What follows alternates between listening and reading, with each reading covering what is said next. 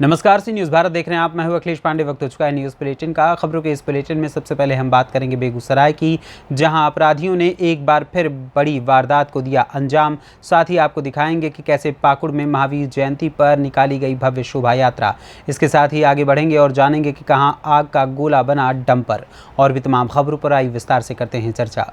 खबर है बिहार के बेगूसराय से, जहां अपराधियों ने एक बार फिर बड़ी वारदात को अंजाम दिया है। जहां एक व्यक्ति को सुबह सुबह गोली मारकर गंभीर रूप से अपराधियों ने घायल कर दिया। घायल अवस्था में परिजनों ने उसे इलाज के लिए एक निजी अस्पताल में भर्ती कराया है, जहां स्थिति चिंताजनक बनी हुई है। घटना मटिहानी थाना क्षेत्र के सिमाहा गांव की बताई जा रही है। वहीं मटिहानी थाने की पुलिस पहुंचकर पूरे मामले की तफ्तीश में जुट गई है।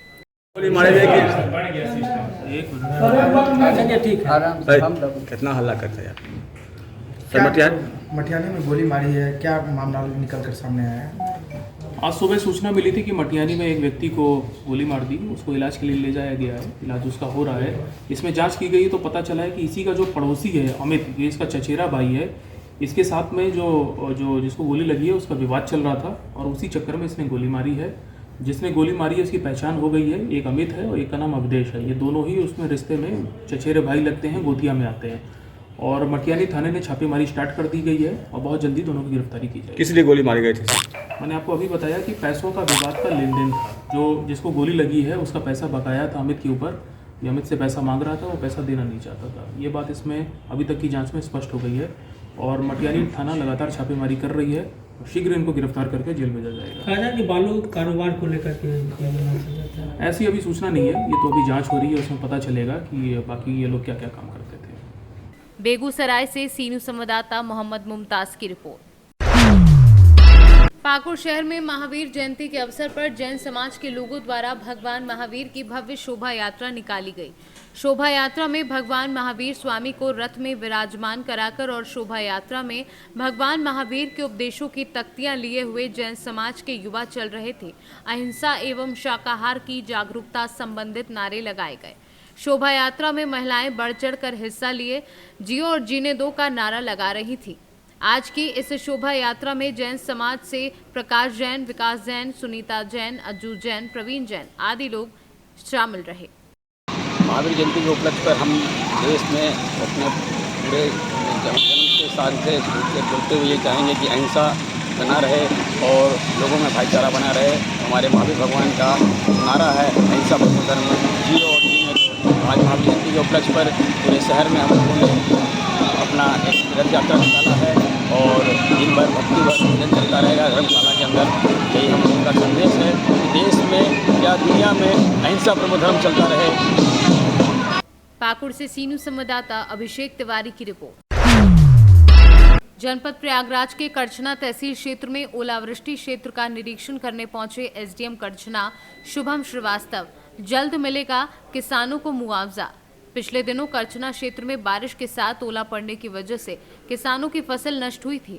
तहसील क्षेत्र के वीरपुर खाई, देवरी, बसडीला, मझुआ, लाला कपूरा, बगाही, नरैना, कुशनगढ़, बस्तर, घोड़ेडी, टकटैया सहित कई गांव ओलावृष्टि की चपेट में आने से वहां की फसल चौपट हो गई है।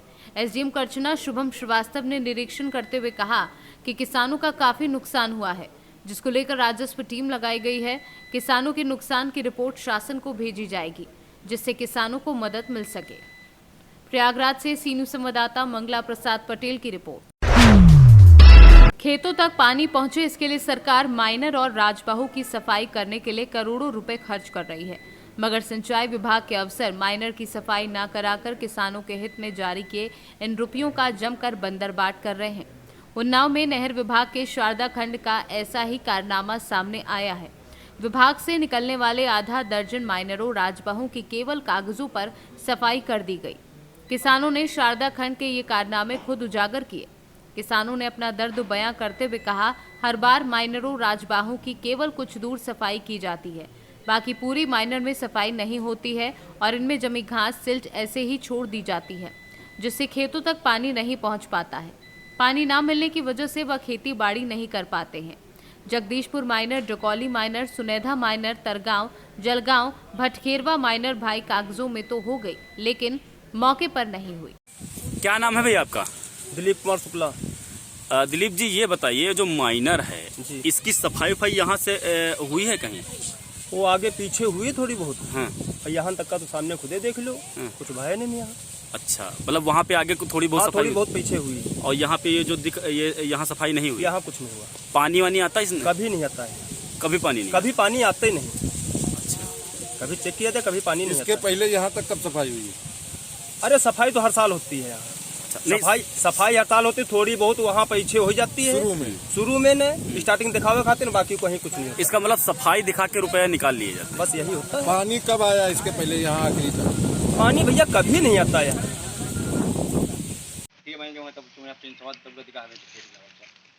क्या नाम है आपका? हमारा नाम शिवनारायण है। शिवनारायण जी, ये बताइए आप किसान हैं पेशे से? हाँ जी, पेशे से किसान है। ये बताइए आपके यहाँ जो सोनाइधा माइनर है, इसकी सफाई किस तरीके से हुई है और क्या कमियां रही इसमें? किस तरीके से क्या कुछ हुआ, बताए पूरी बात। अनलगढ़ तरीके से सफाई हुई है, पूरी सफाई नहीं हो पाई है। अब वो बशीरगंज तक की सफाई हुई, गजाखेड़ तक के बाकी पीछे छोड़ दिया है। नहीं, आप लोगों को इसके पहले क्या पानी मिलता था? हाँ, मिलता था, पूरा मिलता था। हाँ। और इस बार क्या हुआ, पानी मिल रहा पूरा? सफाई नहीं हो पाई, पानी नहीं आ रहा। कितने वर्षों से पानी नहीं मिला है? 4-5 साल से नहीं हो रहा, 3-4 साल से नहीं हो रहा। उसके पहले होती थी पूरी सफाई? पहले होती थी। इसकी शिकायत आपने कहीं करी है? अरे करी, हम किसान आदमी कहाँ जाए, किसके पास जाए? आज कर रहे हैं, लेकिन हो पाए तब हो। क्या लगता है, मतलब ठेकेदारों ने ठीक से सफाई नहीं करी है? हाँ, ठेकेदारों ने ठीक से सफाई नहीं कर पाई है। आपकी जमीन वहाँ पे कितनी है? हमारी है जमीन करीब, हमारे परिवार की है जमीन करीब 5 बीघे जमीन। 5 बीघे, उसमें कुछ है फसल वगैरह? हाँ। तो कैसे सींचते हो, कुछ संसाधन है सींचने के? किराए के इंजन लेकर के किसी का। कितना लेते किराया? 200 रुपए घंटे। 200 रुपए घंटे। तो फसल में कैसे बचता है, कुछ बचा लेते हो कि नहीं? नहीं बच पा रहा कुछ। देख सकते हैं किसान हैं। हाँ जी, दर्द इनका देख सकते हैं। 200 रुपए घंटा दे रहे हैं। क्या नाम है आपका? धन्नो। ये बताइए जो माइनर है इसमें कभी पानी वानी आया? नहीं सर। तो जब पानी नहीं आता तो समस्याएं आप लोग सामने होती? बहुत सारी समस्या यह है, सब पानी भी ना धान होते हैं और गेहूं की फसल सब हरा गोरुन का सब काहे को दिक्कत है सर। अच्छा, तो यहाँ माइनर की सफाई वफाई होती है? कभी नहीं होती, जब कभी होती है तो पानी नहीं आता। क्या लगाना काम भी आप लोगों को पड़ती है? नहीं, अभी जब पानी नहीं आता है तो जब पहले आवत रहा तब पड़ती रहा, पहले आवत रहा तो पड़ती रहा। अब जब पानी नहीं आ रहा तो पहले आवत रहा तो पड़ती रहा, जब तक आवा नहीं तब तक लगा नहीं पारी। एक्सीएन साहब, बिछिया ब्लॉक के जगदीशपुर समेत तारगांव और कई ऐसे माइनर हैं जहां पर वहां के किसान आरोप लगा रहे हैं, मौके की स्थिति बता रही हैं कि सफाई सही से नहीं की गई है, सफाई के नाम पे खाना पूर्ति हुई। देखिए, नहर सफाई हर साल का एक प्रोग्राम है जिसमें सफाई कराई जाती है। माइनरों पे तो सभी पे सफाई कराई जाती है। और जहाँ तक तारगांव, तो मेरा खुद भी देखा हुआ है, काम अच्छा हुआ है। और अगर काम में खराबी है तो उसको मैं दिखवा लेता हूँ। अगर कहीं कोई दोषी पाया जाता है तो उसके ऊपर विभागीय कार्रवाई अवश्य होगी। कई ऐसे माइनर हैं, रजबहे हैं, जिनके किनारे जो बासिंदे हैं, किसान हैं, उनका ये कहना है कि इन रजबहों में, माइनरों में कभी पानी आया ही नहीं, लेकिन हर बार यहाँ पर सफाई के नाम पर कुछ थोड़ा बहुत काम करके पैसा निकाल लिया जाता है। नहीं, ऐसा नहीं है। पानी तो पहुँचाने के पूरे प्रयास रहता है। कभी कभी पानी हम लोग को पर्याप्त न मिलने की वजह से दिक्कत होती है, लेकिन रोस्टिंग के माध्यम से उन्हें पानी पहुँचाया जाता है। उन्नाव से सी न्यूज़ संवाददाता अजय कुमार की रिपोर्ट। उन्नाव में आग का गोला बना डंपर, 2 गंभीर रूप से हुए घायल। हाईवे पर खराब पड़े डंपर में पीछे से दूसरे डंपर ने मारी टक्कर। भिड़ंत के बाद टक्कर मारने वाले डंपर में लगी आग। पुलिस और फायर ब्रिगेड टीम मौके पर आग पर काबू करने का किया जा रहा है प्रयास। वहीं पुलिस की टीम ने रेस्क्यू कर 2 लोगों को अस्पताल भेज दिया है। डंपर के ड्राइवर और क्लीनर घायल बताए जा रहे हैं। हाईवे पर दोनों ओर जाम लगा हुआ है। लखनऊ कानपुर राष्ट्रीय राजमार्ग पर दही थाना क्षेत्र के होटल वृंदावन के सामने की ये पूरी घटना बताई जा रही है। उन्नाव से सी न्यूज़ संवाददाता अजय कुमार की रिपोर्ट।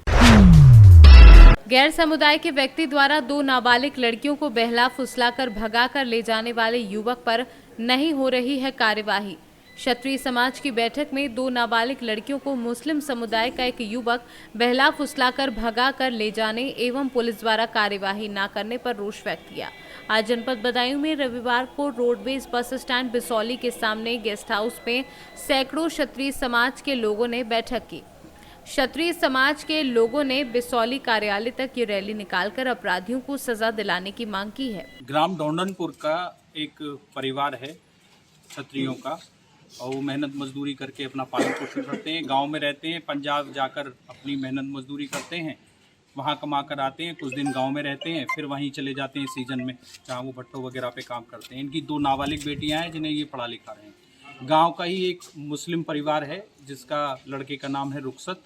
उसने इनकी बेटियों पर बुरी नज़र रखता था। पहले भी उसने गाँव में छेड़छाड़ की घटना इनके साथ की थी, जिसकी वजह से ये लोग वहाँ चले गए। लेकिन वो लड़का इनके पीछे वहाँ भी पहुँच गया और वहाँ से उनकी लड़कियों, दोनों नाबालिग लड़कियाँ 13 और 14 साल की हैं, उनको अगवा कर लिया स्कूल से ही। उसके बाद इन्होंने जब घर नहीं पहुँची, पता लगाया, पता लगाते लगाते ये लोग गांव आए। गांव में इनको पता चला कि वैसे से वो लड़का इनकी लड़कियों को ले गया है। उनके घर वालों से, आरोपी के घर वालों से इन्होंने काफ़ी गुजारिश की, लेकिन वो लड़ने को उतारू हुए। इन्होंने 26 तारीख को थाना फैजगंज बेटा में तहरीर दी। पुलिस ने कोई सुनवाई नहीं की और कहा पंजाब जाकर तहरीर दर्ज कराओ। इन्होंने पंजाब जाकर तहरीर दर्ज कराई। वापस गांव में आए तो परिवार को जानकारी पुलिस ने दे दी कि ऐसे ऐसे हमारे पास शिकायत करने आए थे। तो वो परिवार 29 की रात को इनके घर पहुंच गया और इन्हें बुरी तरह मारा पीटा। इनकी पत्नी को मारा, जिसमें उनके काफ़ी चोट आई हैं। उसके बाद ये लोग थाने गए। थाने में फिर भी कोई इनकी सुनवाई नहीं की गई। वो सारे लोगों ने इन्हें धमकी दी कि ऐसे ऐसे घर छोड़ देंगे। जब फिर क्षत्रिय समाज के तमाम संगठनों को पता चला तो सब में ये रोष व्याप्त हुआ। और इतनी बड़ी महिला संबंधी अपराध जब ये हुआ है तो ऐसे में पुलिस को संज्ञान लेना चाहिए। तो और फिर भारत सरकार, हमारी उत्तर प्रदेश की योगी सरकार, ऐसे अपराधियों के प्रति तो कठोर कार्रवाई कर रही है और महिला संबंधी अपराधों में तो बहुत त्वरित कार्रवाई कर रही है। सरकार और प्रशासन की मंशा पीड़ित को न्याय दिलाने की होनी चाहिए, लेकिन थाना जो फैजगंज बेटा है वहाँ के अध्यक्ष ने ये कार्य इस प्रकार से आरोपियों के साथ खड़े हैं, उनको संरक्षण दे रहे हैं, ये गलत है। इसके विरोध में सभी लोगों में रोष व्याप्त है, हिंदू समाज में रोष व्याप्त है। आज सभी लोग इकट्ठे होकर क्षेत्राधिकारी महोदय को ज्ञापन देने आए हैं। उच्चाधिकारियों को भी अवगत कराया जाएगा और अगर एक हफ्ते में कार्रवाई नहीं होती है तो भविष्य में फिर बड़ा आंदोलन इसके लिए किया जाएगा।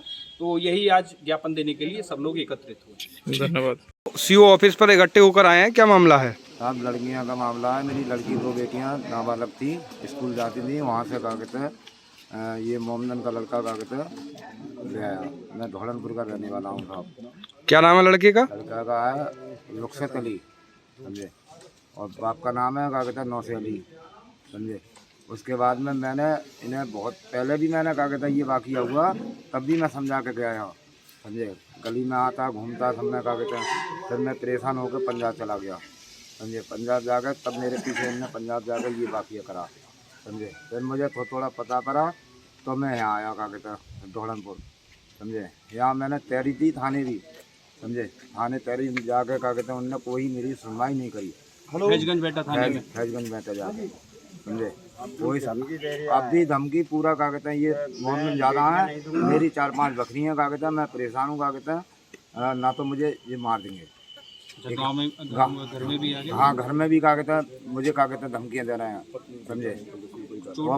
हाँ, चोट भी है क्या कहते हैं। मेरी घरवाली की चोट है, दिमाग मेरी घरवाली का पागल हो गया साहब। ये आप पे हमला कब हुआ था, कब घर पे आए थे? मैं कितनी तारीख को? ऐसा ही देखो, ऐसे ही आया मैंने, 25 को आया मेरे ख्याल में, 26 को यहाँ तैयारी थी। अच्छा, हाँ। नहीं, आपके घर पे हमला कब हुआ है? हमला हो गया होगा मेरे ख्याल में 26 तैयारी देने गया, उसके बाद 3 दिन बाद। हाँ, 2-3 दिन के बाद में हुआ है। 28-29 तारीख को हुआ, समझे। फिर उसके बाद में साहब धमकी भी दे रहे हैं, अब भी धमकी दे रहे हैं लोग, मोम देना ज़्यादा, समझे। मैं तो इससे ज़्यादा अपना बेच बाज के चला जाऊँगा मेरे को। बदायूं से सीनू संवाददाता प्रताप सिंह की रिपोर्ट। चंदौली में रेलवे ट्रैक पार करते समय हुआ हादसा। ट्रैक पार करते समय ट्रेन की चपेट में आया व्यक्ति। ट्रेन की चपेट में आने से व्यक्ति की हुई मौके पर मौत। काम करके लौटते समय हुई ये घटना। वहीं घटना के बाद परिजनों में हड़कंप मचा है। मृतक व्यक्ति की पहचान राजा राम भारती के रूप में हुई है। मृतक व्यक्ति भिखारीपुर में किराए पर रहता था। सूचना पर आरपीएफ व सदर कोतवाली पुलिस मौके पर पहुंच गई है और शव को पोस्टमार्टम के लिए जिला मॉर्चरी भेजा गया है। चंदौली से सी न्यूज़ संवाददाता सुमित कुमार की रिपोर्ट। मध्य प्रदेश की आर्थिक राजधानी इंदौर में पिछले दिनों पटेल नगर के श्री बेलेश्वर महादेव झूलेलाल मंदिर परिसर में बनी हुई बावड़ी में 36 लोगों के छज्जा ढहने से मौत हो गई थी। घटना के बाद से ही कई घंटों तक चले रेस्क्यू ऑपरेशन के बाद बावड़ी को चारों ओर से लोहे की चादर से ढक दिया गया था, जिसके बाद सोमवार सुबह जिला प्रशासन, नगर निगम और पुलिस विभाग द्वारा संयुक्त रूप से आदेश अनुसार बावड़ी के आसपास बने अवैध अतिक्रमण को नगर निगम की 5 पॉलिन मशीन द्वारा धराशायी किया गया। दरअसल घटना के बाद से ही जिला प्रशासन पूरी तरह से एक्शन में नजर आ रहा था, तो वहीं दूसरी ओर प्रदेश के मुखिया शिवराज सिंह चौहान द्वारा तमाम अधिकारियों के साथ प्रदेश स्तर पर बैठक आयोजित करते हुए इस तरह दोबारा से हादसा ना हो, इसके लिए बावड़ी और अन्य ऐसे स्थान जहां पर अवैध रूप से अतिक्रमण करते हुए निर्माण कार्य किए गए हैं, उन्हें धराशायी करने के आदेश दिए थे और उसी आदेश के बाद तमाम विभाग पूरी तरह से एक्शन में नजर आ रहे हैं। फिलहाल अब भी कार्यवाही जारी है और कुछ ही घंटों में बावड़ी के आसपास बने अतिक्रमण और एक नवनिर्माण हो रहे मंदिर को भी धराशायी कर दिया गया है। इस पूरे मामले में मंदिर ट्रस्ट के अध्यक्ष सेवाराम गलानी और सचिव पर कार्यवाही की गई है, तो वहीं दूसरी ओर नगर निगम द्वारा जोन के अधिकारियों पर भी कार्यवाही करते हुए उन्हें सस्पेंड कर दिया गया है। सर बताइए किस तरह की कार्रवाई की जा रही है? अभी जैसा कि आप जानते हैं, विगत दिनों में इंदौर में एक दर्दनाक हादसा हुआ जिसमें 36 जानें चली गई। कलेक्टर महोदय के निर्देशन में हम लोग ये देख रहे हैं कि मानव जीवन को आसन संकट या खतरा है। कहीं भी ऐसे स्ट्रक्चर्स हैं जैसे कुआं और बावड़ी प्रमुख रूप से। इसके साथ साथ ग्रामीण क्षेत्र में जो बोरवेल है उनको भी देखा जा रहा है। और कल हमारे जो अधिकारी हैं एसडीएम और सीओ जनपद, इनके माध्यम से 55 बोरवेल्स हैं जिनमें कैप लगाए गए हैं। आज शहर में आप देख रहे हैं कि 4 जगह पर, स्नेह नगर में, ढक्कन वाला कुआं, गाडरा खेड़ी और सुखलिया में 4 स्थानों पर कार्रवाई हो रही है। इसमें ढक्कन वाले कुएं की जो कार्रवाई थी वहाँ पर कुछ बजरंग दल के कार्यकर्ता भी आए थे। उनके द्वारा ये कहा गया कि निष्पक्ष कार्रवाई होना चाहिए। हम लोगों ने उनको समस्त कार्रवाइयों की जानकारी दी और ये भी बताया कि यहाँ कोई रिलीजन का सवाल नहीं है कि किसी रिलीजन के अगेंस्ट हैं या किसी व्यक्ति या संस्था के अगेंस्ट कोई कार्रवाई नहीं हो रही है। और जो भी हम लोग कार्रवाइयाँ कर रहे हैं, सभी लोगों से बातचीत करके कार्रवाइयाँ कर रहे हैं। हम ये देख रहे हैं, जैसा कि आप जानते हैं कि जो बावड़ी वाला मामला था उसमें ऊपर से स्लैब थी और नीचे पता नहीं चल रहा था, तो इसी प्रकार से हमने ढक्कन वाले कुएँ जो स्ट्रक्चर था उसको हटाया और ये देख रहे हैं कि जो नीचे स्ट्रक्चर है कितनी गहराई है, कहाँ कहाँ तक फैला हुआ है। मुख्य विषय ये है कि हमें जो मानव जीवन है उसको सुरक्षित रखना है, उसी के परिदृश्य में ये कार्रवाइयाँ संचालित की जा रही हैं। इंदौर से सी न्यूज़ संवाददाता सुरेश बैरागी की रिपोर्ट। अखिल भारतीय पूर्व सैनिक सेवा परिषद ललितपुर के अध्यक्ष ने राष्ट्रपति को संबोधित ज्ञापन देकर जिलाधिकारी को ज्ञापन दिया और 1 रैंक 1 पेंशन में विसंगति के आरोप लगाए हैं। अखिल भारतीय पूर्व सैनिक सेवा परिषद के जिलाध्यक्ष ने ज्ञापन देकर बताया कि 1 रैंक 1 पेंशन में की गई बड़ी विसंगति कई बार राष्ट्रपति व रक्षा मंत्री को ज्ञापन देने के बावजूद भी नहीं हो पा रहा है समाधान। वहीं पर 43 दिन से जंतर मंतर दिल्ली में बैठे जवान अनशन कर रहे हैं और वहीं उन्होंने अधिकारियों पर 1 रैंक 1 पेंशन में भेदभाव के आरोप लगाए हैं। ललितपुर से सी न्यूज़ संवाददाता विकास सोनी की रिपोर्ट। तरसी प्रखंड के मिडिल स्कूल चौक गांव 12 में मंडल पांडे की प्रतिमा का अधिष्ठापन का शिलान्यास कार्यक्रम से जन चौपाल झारखंड के पूर्व मुख्यमंत्री से भाजपा राष्ट्रीय उपाध्यक्ष रघुवर दास के द्वारा किया गया। मुख्य अतिथि के रूप में झारखंड के पूर्व मुख्यमंत्री से भाजपा के राष्ट्रीय उपाध्यक्ष रघुवर दास एवं विशिष्ट अतिथि विधायक डॉक्टर कुशवाहा, शशि भूषण मेहता के साथ उनके प्रतिमा का अधिष्ठापन का शिलान्यास कार्यक्रम में भाग लिया। पूर्व मुख्यमंत्री रघुवर दास ने कहा कि शहीदों के नाम को याद करने की जरूरत है।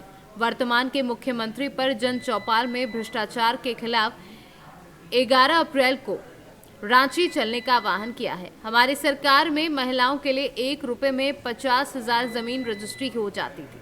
प्रखंड में भ्रष्टाचार होने पर हमारे भगवान जैसे ग्रामीण जनता के लिए 181 रखा था, लेकिन ये सरकार सभी बंद कर दी है। गरीब मीडिया नहीं देखता और इसीलिए मैं मुख्यमंत्री रहते हैं उन क्षेत्रों में जन चौपाल के माध्यम से जनता क्या चाहती है सरकार से और जनता के चाहत के अनुसार हमारी सरकार 5 वर्ष हमने पूरी ईमानदारी से एक ईमानदार सरकार देने का काम किया और ऐसे भी लोकतंत्र की आत्मा साधारण जनता और समाज के जो निचले तबके की जनता, निचले तबके के आम लोगों की आवाज का सुनने में निहित है। ये परिवारवाद की राजनीति करने वाली कांग्रेस पार्टी, झारखंड मुक्ति मोर्चा लोकतंत्र को नहीं जानती, क्योंकि उनका परिवार, अगर आपको कुछ बनना तो उसके खानदान में, परिवार में जन्म है। और इसी को निमित्त रखते हुए और भारतीय जनता पार्टी एक ऐसी पार्टी है जो झारखंड के 3.25 करोड़ अपनी जनता को एक परिवार मानती है। और जिस तरह हम परिवार में कोई काम करते हैं तो परिवार के सब लोग बैठकर चर्चा करते हैं कि किसी काम को सफल कैसे किया है। और इसी निमित्त आज मैं अपने पार्टी के परिवार के साथ आपके समक्ष उपस्थित हूं। मैं भी एक काफी की तरह, आप किसान हैं, मैं मजदूर हूं। मजदूर भी पसीना लगाकर देश को आगे बढ़ाने का काम करता है, और किसान तो भारत की रीढ़ है। किसान के भी अपनी मेहनत कर, लागत कम, ज्यादा खर्च और मेहनती क्या बोलते हैं उसको, लागत ज्यादा और उत्पादन कम के बावजूद भी किसान अपनी जिंदगी किसी तरह जीता, लेकिन करोड़ों लोग को, भारत के लोग को खिलाने का काम करता है। तो मजदूर और किसान जो अन्नदाता अपने खून पसीना को इस देश को आगे बढ़ाने में लगातार काम करते। और जब डबल इंजन की सरकार थी, माननीय प्रधानमंत्री जी के नेतृत्व में, माननीय प्रधानमंत्री। पलामू से सी न्यूज़ संवाददाता सत्येंद्र कुमार विश्वकर्मा की रिपोर्ट। फिलहाल के लिए इस न्यूज़ बुलेटिन में बस इतना ही। देश दुनिया की तमाम खबरों के लिए देखते रहें सी न्यूज़ भारत। हर खबर आपके साथ, आपके हाथ।